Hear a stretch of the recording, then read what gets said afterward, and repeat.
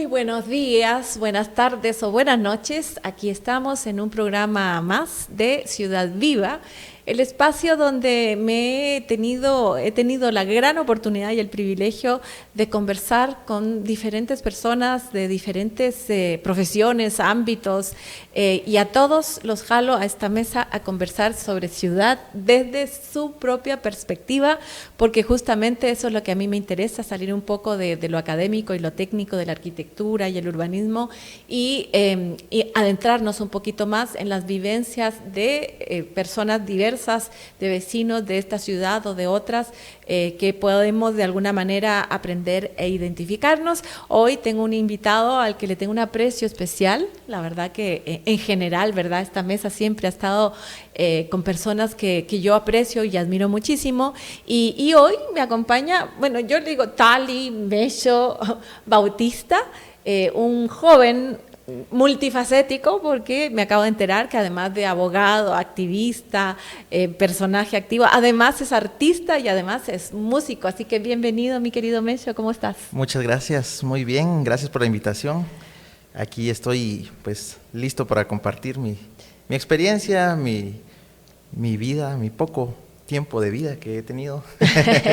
Jovencito, menos mal, así vamos renovando la energía y la sangre. Yo quisiera contarles que nos conocimos de diversas maneras, ¿verdad? Pero efectivamente la que a mí me queda más grabada es la versión de Mello como vecino activo. Y me gustaría un poco que me contaras cómo es que tú te has ido involucrando, primero para tener cierta asesoría legal con otros vecinos, y luego también convocando a la comunidad, que no es tarea fácil, es muy difícil que la gente se decida a participar, a involucrarse. En tu barrio, ¿no? En la colonia, ¿cómo se llama la colonia? En la zona Galilea. La Galilea, efectivamente, ahí recorrimos además, porque aquí como que todos amamos la naturaleza, el ecosistema de ese barranco que recorre gran parte de la zona 18 y que efectivamente Mello estaba tratando de defender. Háblame un poquito de esa historia. ¿Estuviste también, sigues, yo no lo sé, trabajando con otros vecinos activos de zona 16, gente que de alguna manera ha tratado de esforzarse por cuidar ese equilibrio necesario entre la naturaleza urbana que tenemos y que nos permite vivir y el desarrollo un poco desequilibrado y masivo de la ciudad? Muchas gracias, sí. Realmente, pues, la historia se puede abordar desde muchos aspectos o muchas aristas, pero específicamente en Galilea, en zona 18, nace porque pues, ahí prácticamente he vivido la mayor parte de mi vida. No nací en zona 18, pero sí muy cerca, zona 6, he crecido ahí, ajá, ¿verdad? Entonces he visto de propia experiencia la degradación del medio ambiente y la discriminación del sector, ¿verdad? Sí. Entonces, zona 18 por tradición ha sido vista como un lugar peligroso y como un lugar abandonado por las autoridades, ¿verdad? Entonces, pues de niño yo recuerdo muy bien ese barranco que rodea la colonia, le llamamos nosotros el cinturón ecológico de Galilea, ¿verdad? Qué lindo. Y pues yo recuerdo que íbamos a jugar al campo y los compañeros, los amigos, pues luego de jugar la chamusca se iban a bañar al río. Yo no bajaba al río porque a mi mamá me regañaba. Te lo perdiste, sí. Mello.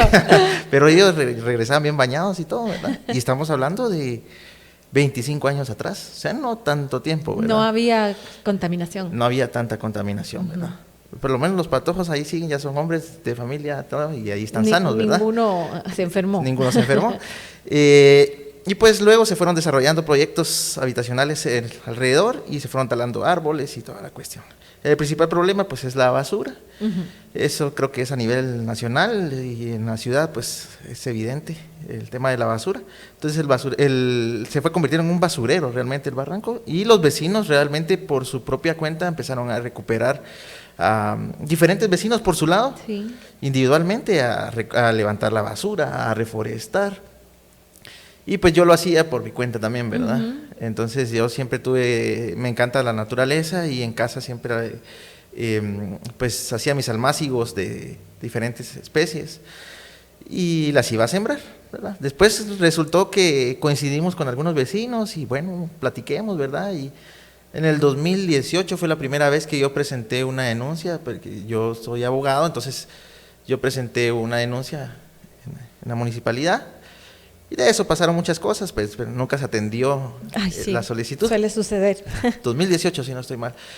Y como no le dieron solución, pues yo seguí planteando más acciones y más acciones hasta el año pasado, que ya se planteó a nivel más grande, ¿verdad?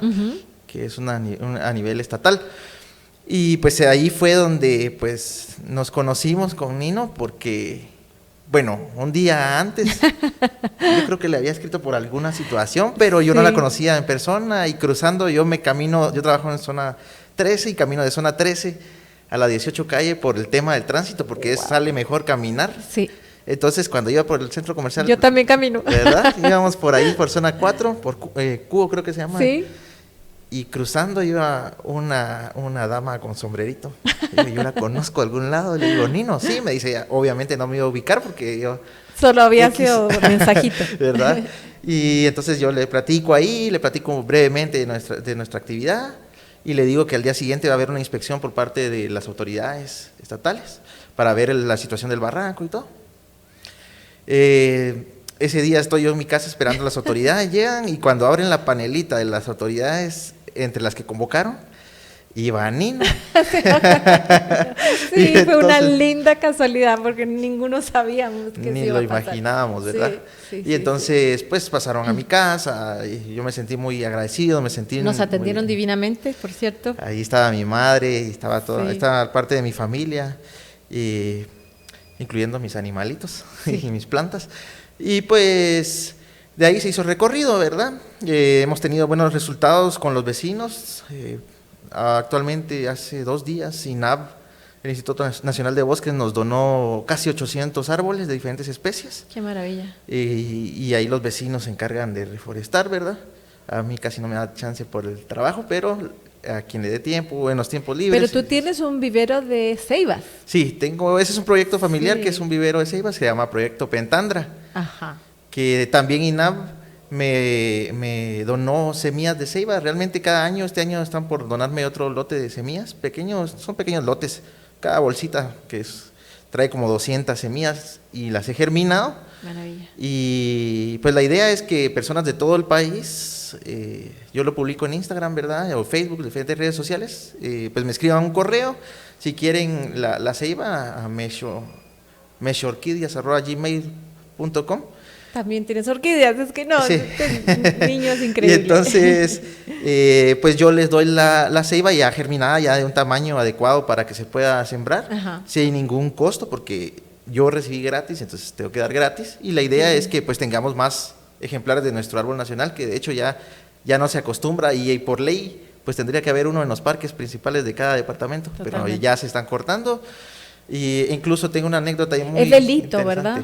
Sí, talar la ceiba, y aparte que es un símbolo patrio, pues es una especie protegida por la LEA, la lista de especies amenazadas del CONAP, y a nivel internacional por el CITES también está prohibido. Hay que tener más capacidad de fiscalización. Sí. ¿Y la anécdota? Pues la anécdota es muy interesante, porque pues yo llevaba unas ceibas a mi trabajo, porque ahí las iban a recoger, ¿verdad? Me adecuo a lo que pues la gente me dice, mire, ¿será que la puedo ir a traer a su trabajo? Venga a traerla, ¿verdad? Bueno, le tiene que poner un nombre a la ceiba y decirme específicamente a dónde la van a llevar. Y el nombre tiene que ser el nombre de un personaje guatemalteco, una persona guatemalteca que admire. ¿Esas son tus condiciones? Sí, qué lindo. Nada más. Y saber dónde están, porque después les pregunto cómo va su ceiba, ¿verdad? Como cuando adoptas un perrito. Exactamente, y la idea es mapear en dónde están las ceibas, ¿verdad? O sea, tú sí tienes el registro de a dónde se han ido. Sí, tengo el registro. Genial. Y tengo fotografías, porque la idea es... Pues a mí me nace por un proyecto que es no me recuerdo cómo se llama, pero es de Ginkgo biloba de Japón, que fueron de cuando tiraron las bombas de Hiroshima, pues a los meses lo primero que brotaron fueron los Ginkgo biloba de Hiroshima. Entonces ellos hicieron un proyecto que pues mandan ginkgo biloba, que por cierto también ya me comuniqué con Japón para que me manden, porque mandan a los diferentes países como símbolo de paz y de que ellos no quieren repetir ese periodo, ¿verdad? Entonces pues yo dije quiero hacer lo mismo con la ceiba, ¿verdad? Todavía no hemos llegado al tema de llevarla a otros países, aunque obviamente en los jardines botánicos y todo conoce mucho la ceiba, sobre todo porque está en toda América Latina. Pero la idea nace de ahí. Entonces la anécdota, para ser concreto, es que pues entro a la ceiba a mi trabajo y al rato entra la PNC atrás mío. Y afortunadamente habían compañeros, porque era tempranito, era como las 7 de la mañana, cuando me dice, mire, licenciado, disculpe, pero tiene una denuncia por entrar marihuana a la institución. Pues.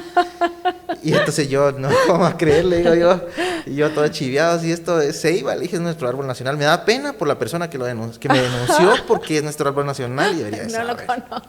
Nunca me quisieron decir quién fue, pero me tomaron fotos y vieron que eran ceibas, ¿verdad? Entonces, para los conocedores podría haber alguna similitud en la hoja, sobre todo cuando son chiquititas, ¿verdad? Qué simpático. Se parecen, ajá, pero hasta la PNC me iba a buscar. Ay, no, qué increíble. Y Tali, hablando ya de lo mío, ¿cuál es tu, o sea, yo sé que tienes una persona sensible como tú, tiene muchísimas motivaciones para involucrarse, pero a mí me interesa saber cómo es tu sentimiento de ser un vecino de esta ciudad. Ya más o menos hablamos, ¿verdad? Hablaste un poco de la exclusión de vivir en zonas donde la atención de las instituciones públicas siempre ha estado relegada, lo que cuesta trasladarse, pero me gustaría oír tu propia manera de describir tu vida diaria en una ciudad como la ciudad de Guatemala. Sí, yo quisiera decir primero que yo amo la ciudad, entonces yo amo mi ciudad. Amo mi país, pero mi ciudad la amo, me encanta el centro histórico, me encantan las historias que hay atrás de la ciudad, las personas que uno puede conocer, pero sí el diario vivir es cansado. Es duro. Es duro, ¿verdad? Por el tema del transporte, el tema de la violencia, en general, ¿verdad? Es duro, o sea, uno llega a la casa, yo le digo, salgo a las 5 de la mañana, 5:30 de la mañana para llegar a las 7, yo entro a las 8, me gusta estar antes, no llegar, si no ya no llegas. Ajá, si no ya no llego, 10 minutos, 5 minutos ya no llego. Sí. Y la salida, pues, supongamos que salgo a las 4, voy llegando a mi casa porque uso transporte público, 7:30 de la noche, 8. Es agotador. O en días así que yo digo, ¿qué pasó hoy? Llego a las 6. Y hoy, bueno, tú no tienes hijos, ¿no?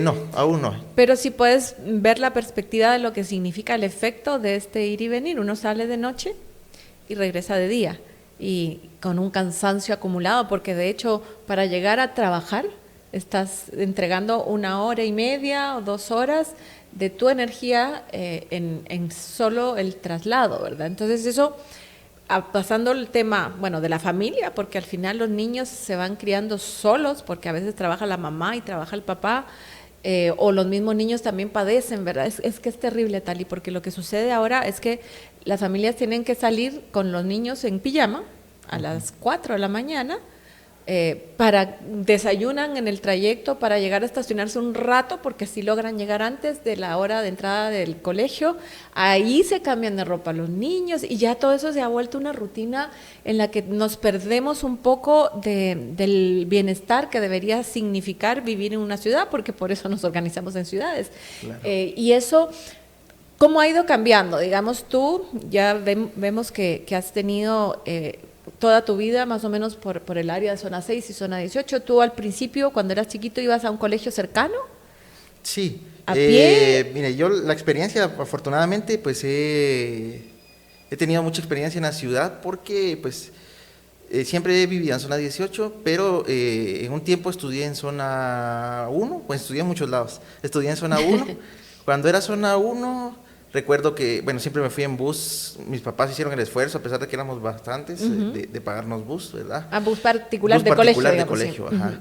Entonces, no se sentía tanto, Bueno, que yo siempre fui de los que se dormía y despertaba ya cuando estaba en el colegio. Pero efectivamente no era tanto, o sea, era un trayecto de media hora a lo sumo, ¿no? Sí. Luego estudié en el kilómetro 10, carretera Atlántico, entonces iba contra el tránsito. Y más cerca, ¿verdad? Luego estudié hasta el Infantes, zona 3 de Misco, Entonces ahí sí salía bien temprano, Sí. salía tipo 4:30, si no mal recuerdo, para llegar puntual a las 7 de la mañana. Uf, Ajá, y ahí estamos ¿en hablando transporte público? No, en ¿En bus bus? particular. Ah, No del colegio, sino particular, porque el del colegio no le daba tiempo de llegar. Claro, O sea, eran hacer el unas recorrido. vueltas, era terrible. sí. Entonces, luego de eso, pues yo tenía doble jornada porque me iba al conservatorio Ujú. al salir del colegio. Me iba con un amigo que tenía carro, o sus papás nos llevaban, ¿verdad? Y ya nos dejaban en el conservatorio. Entonces, del conservatorio salía a las 6 de la tarde. Ujú. Y ya caminaba ahí del conservatorio, a veces me acompañaba mi tío, muchas veces, otras veces me iba solo, ahí por el Congreso y ahí pasaba el bus. Entonces ya llegaba a mi casa por la hora, ya llegaba tipo 8. Qué sacrificio. Ajá. Entonces, pero ahora sí ya es insostenible, la verdad que es una cosa muy cansada, extremadamente cansada. Mi mamá me dice, sale un día y me dice, yo no quiero salir. Mamá, imagínate que salieras todos los días, le digo yo. Exacto, ¿Qué es un harías? privilegio no tener que salir todos los días. Ajá. Sí, es tremendo. ¿Y cuando ibas a la USAC? Y cuando iba a la USAC, pues yo estudié en la mañana y entraba había clases que teníamos a las 6 de la mañana, la ¿En mayoría a serio? las 7, pero como habían algunos que eran magistrados y daban clases, entonces primero iban a dar su clase y nos hacían llegar temprano nosotros para no perder ellos su clase. Y pues lo que hacía era que llegaba temprano, yo llegaba tipo 5:30, 6, Ajá. siempre en bus y pasaba nadando, ¿verdad? Ujú. Aprovechaba para hacer un poco de deporte y ya a las 7 estaba Ah, ahí. literal. Ajá, En la ajá. piscina universitaria. Ajá, correcto. Bueno, qué inteligente. Yo creo que esa es una estrategia que tenemos que ir tratando de diseñar, porque hay tiempos muertos, ¿no? Como a mí me pasa, yo no puedo salir de mis obligaciones, ir a mi casa y luego ir por mis hijas a la universidad, que tengo ese conflicto, ¿verdad? Porque además cada trayecto es de 1 hora para acá, 1 hora para allá, entonces no solo son las idas y venidas, sino que cuando tienes que moverte durante el día a diferentes espacios o lugares, se va todo el tiempo en eso y efectivamente uno programa, yo por lo menos solo programa 2 actividades por día, una en la mañana y una en la tarde, de ahí más es imposible y eso limita muchísimo la posibilidad de hacer otras cosas, pero hay tiempos muertos en los que lo que pasa, y ese es el problema, es que todo significa consumo, ¿no? Correcto. Porque yo podría tomar alguna clase de algo, podría tomarme un café, reunirme, pero todo es consumo y eso para muchas personas, incluso para mí, es insostenible, agregar ese gasto extra al tema. Pero, por ejemplo, bueno, tú nadabas Sí. y ir al conservatorio ahora podría ser una opción, ¿verdad? Para la gente que... Sí, ocupar quiere. esos tiempos, ¿verdad? Bueno, realmente uno se acopla, se llega a la situación en la que uno se tiene que acoplar a las condiciones que están. Sí. Pero yo por lo menos soy de la idea que no solo tenemos que acoplarnos, sino tenemos que exigir también, ¿verdad? Excelente Porque si nos seguimos acoplando, pues nos dan sobras. Sí. Y lo que aportamos como ciudadanos no es para recibir sobras, ¿verdad? Total. Y todos tenemos dignidad y no importa si somos de zona 18, zona 6, zona 14, zona 16, tenemos los mismos derechos porque aportamos en las mismas cantidades de acuerdo a los ingresos y de acuerdo a todo. Entonces no debe de haber Y hay temas que diferenciación. van más allá de aportar o no aportar, porque son derechos humanos, Son como el derechos, acceso claro. al agua, por ejemplo. Justo Claro. tocaste un tema clave que yo siempre he tenido presente y que es difícil abordar, porque lo que sucede en esa aceptación, digamos, con esa frase que es tan nociva de es lo que hay, uno termina adaptándose y no te das cuenta de que tienes el derecho e incluso la obligación de exigir que las cosas no sean así, ¿no es cierto? Porque hay temas que tienen que ver con una desigualdad muy grande entre una zona de la ciudad y otra. Claro. Aquí es clarísimo, ¿verdad?, cómo algunas personas, las menos, viven en áreas que podrían perfectamente ser ciudades de países de primer mundo, ¿no? Con todos los servicios, con las calles, con las aceras, como corresponde, y hay una gran mayoría, lamentablemente la mayoría, que tiene que padecer el hecho incluso de que ni siquiera hayan aceras para poder caminar. Y a mí me cuesta definir de una manera no técnica el concepto de derecho a la ciudad. Tal vez contigo y tu expertise jurídico podemos hacer un resumen para entender cuáles son o qué encierra ese derecho a la ciudad. Bueno, para mí el término es un término nuevo. Ah, mira, o sea, te puse un examen de tesis en este minuto. Se usa mucho en los ámbitos urbanos, ¿verdad? Okay. Hablamos mucho del derecho a la ciudad, que básicamente es lo que me acabas de decir, ¿no? Entonces, pues yo lo abordo con mi experiencia como ciudadano. El derecho a la ciudad, pues, es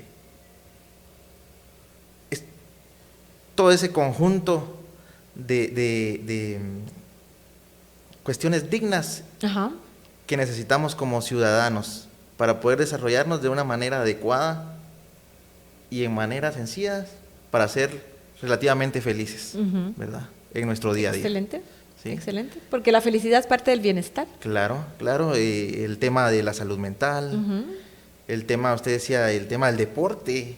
Yo he querido venirme desde zona 18 a mi trabajo, pero me da miedo en la carretera porque no hay dónde irse ni siquiera caminando. Exacto. Lo que decía, no hay aceras. Exactamente. No hay aceras, ¿verdad? Sí. Nada que la ciclovía, nada, no hay nada, ¿verdad?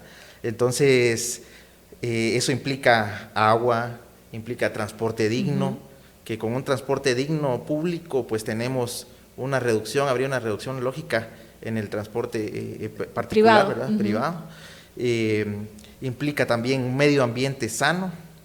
Así es. Implica también salud, por ende, ¿verdad? Acceso a la educación, que también va de la mano, ¿verdad? Y acceso a cuestiones que para algunas personas pueden ser cosas superficiales, pero que son importantes, como es el arte, ¿verdad? Acceso al arte, a la lectura, ¿verdad? Derecho al ocio, que al se ocio, llama. sí, ¿verdad?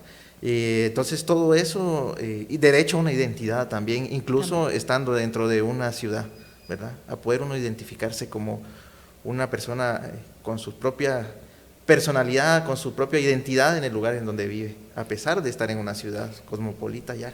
Y yo siento, bueno, tú me vas a decir, ¿verdad? Porque uno de los grandes retos que yo veo en el tema de vivir en comunidad, digamos, en una ciudad, es el involucramiento ciudadano.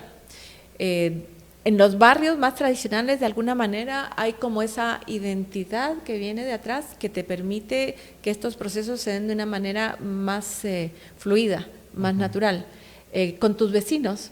Porque he de contarles que allí, en la Galilea, los vecinos, como ya nos decía Mecho, han ellos mismos reforestado, y hay, por ejemplo, un circuito precioso dentro de un caminamiento dentro del barranco que se vuelve como un parque, y que a la vez tiene la virtud de que es propio, porque al final hay esfuerzo del tío, del abuelo, de uno mismo en cada arbolito o en estar paleando para que haya ese sendero.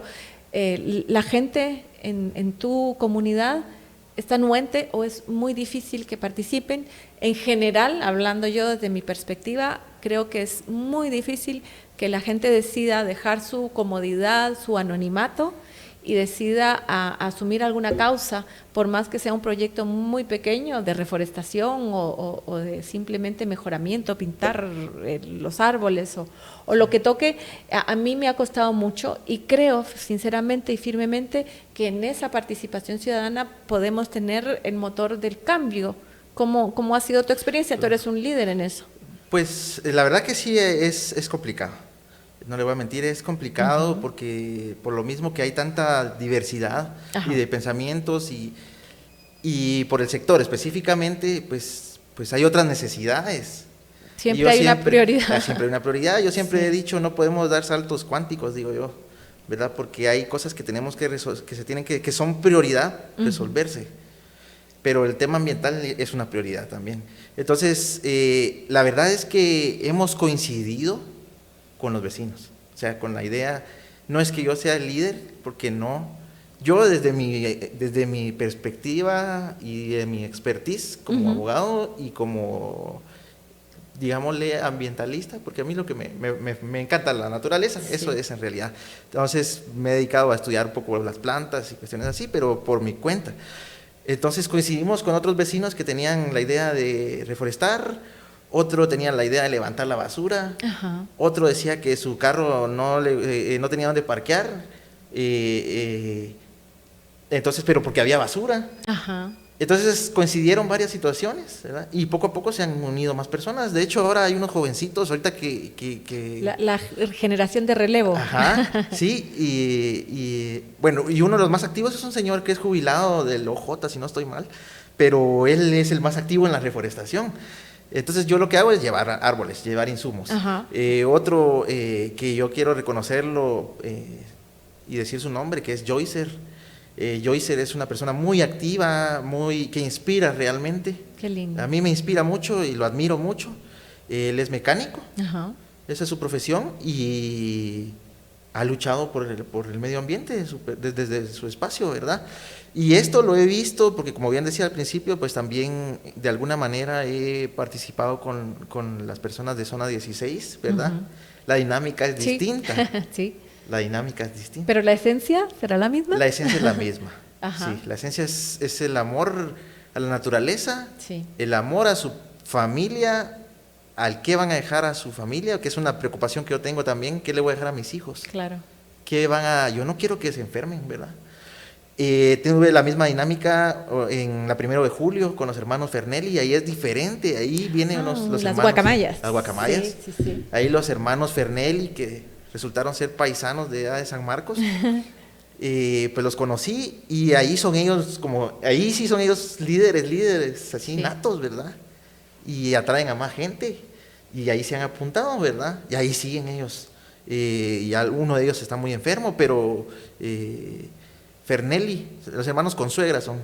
Fernelli, que es uno de ellos, muy activo, Él lo conozco, también sí. inspira mucho, ¿verdad? Sí. Entonces, creo que siempre hay como un chispazo de alguien Uh-huh. o de varios y se van pegando, ¿verdad? Se van pegando. Y tú ves en el futuro eso, que logremos este pegamento, porque yo conozco a mucha gente de la que tú nombras, bueno, a Fernelli específicamente, porque hicimos todo un movimiento en la organización que yo dirigía hace algunos años atrás, que se llamó la Mesa de Barranqueros.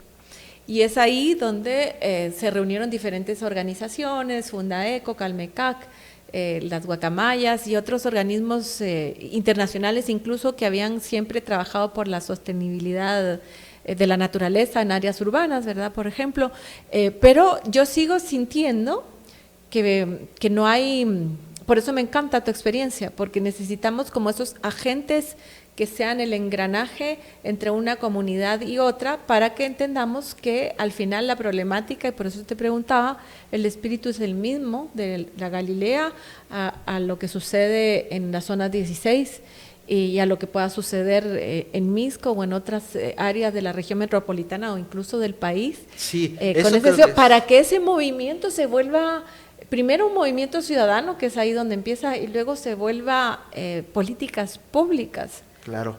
De hecho, yo creo también eso, que esto está sucediendo mucho de manera aislada. Uh-huh. Exacto. Y de hecho yo les proponía a Marisol, creo que es de Zona 16, ¿sí?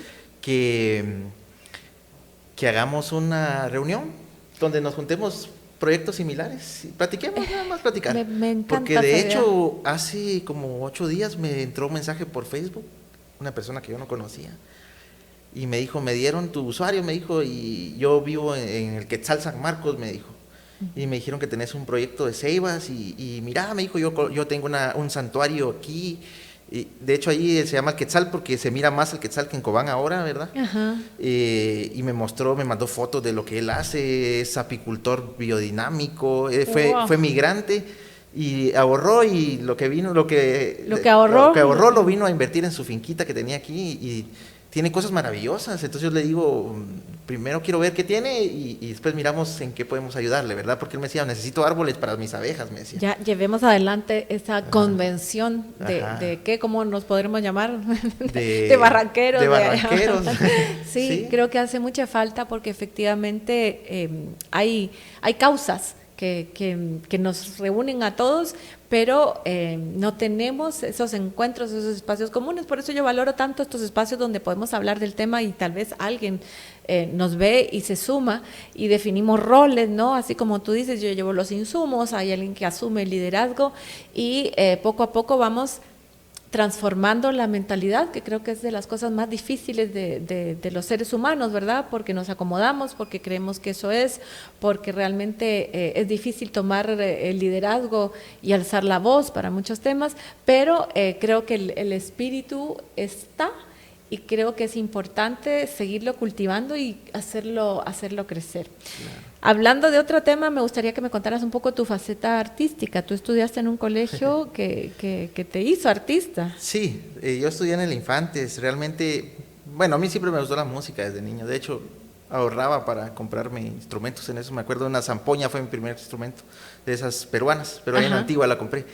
Y luego en el conservatorio, yo quería entrar al Infantes por la banda, pero la banda marcial, que lo que ellos traían partituras y todo, ¿verdad? En ese entonces estaba todavía vivo el maestro Cabrera, que era de la Orquesta Sinfónica, y maestro López, que era maestro de procesiones.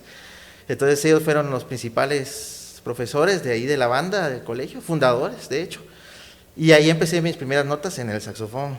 Después, pues, al año, porque nació mi sobrino, yo le quise dedicar un año a mi sobrino, porque no, por lo mismo, que la ciudad tan difícil, ¿verdad? Y claro, mi hermana tenía que regresar ya anoche, entonces yo le dediqué un año a mi sobrino, y al año siguiente me meto al conservatorio, tenía yo 13 años cuando empecé. Entonces, a saxofón, específicamente saxofón tenor, y pues ahí conocí a mucha gente, ¿verdad? Mucha gente, muchos lugares, muchos auditorios, muchísimas experiencias.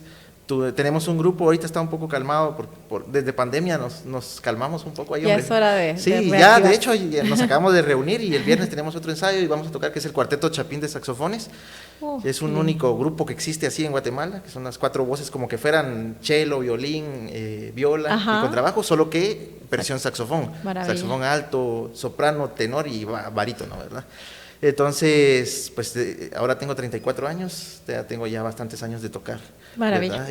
Pues bueno, Tali, se nos acabó el tiempo, pero realmente yo no quería dejar de tener el panorama completo, porque realmente son personas inspiradoras por las cuales a mí misma me inspiran a seguir trabajando y procurando estos espacios. Te agradezco infinitamente que hayas acudido a la invitación, te agradezco también tu compromiso con tus vecinos, con la sociedad en general, y a ustedes les invito a seguirlo en sus redes sociales para que nos invite al concierto de los saxofones y para inspirarnos realmente, contagiarnos, para que todos juntos podamos en colectivo construir una mejor comunidad, una mejor ciudad y por supuesto un mejor país. Así que nos vemos en el siguiente programa de Ciudad Viva. Muchísimas gracias. Muchas gracias. Mesho, Tali y a todos ustedes. Chao, chao. Gracias.